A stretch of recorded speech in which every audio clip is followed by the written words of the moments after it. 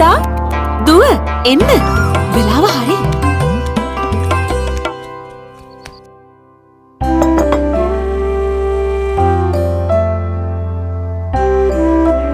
හරි දැන් කමු. අපි කිරිබත් කමු. නංගි මේ පැත්ත බලන්න ඕන තාත්ති කවනකොට. කොහෙන්න අයියා? හරි. ඔන්න දැන් අම්මි.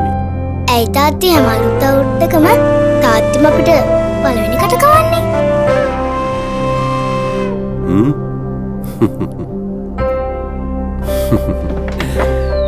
තාත්තයි ඔයාලට දෙන්නේ පොරොන්දුවක්. ඔයාලව හැමදාම හොඳින් බලා ගන්නවා කියලා. දැන් අපි කමු.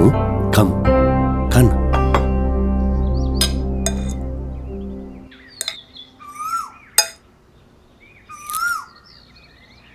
තාත්තා කට අරින්නකෝ. මේ මොකද මේ? මමත් ඔයාලව හැමදාම හොඳින් බලා ගන්නවා. චාරිත්‍ර නැකත් සිරිත් මේ හැම දේම තුළ ඇත්තේ යහපත් සිතිවිල්ලක්. මේ අලුත් අවුරුද්දේ ඒ සිතිවිලිවලින් අපි එකිනෙකා අවුරුද්ද බෙදාගමු. ඒ සිතිවිලිවල ඇති පොරොන්දුව හැමදාම රකින්න වැඩ කරමු. මේ අලුත් අවුරුදු සිතිවිල්ල කමර්ෂල් බැංකුවෙන්.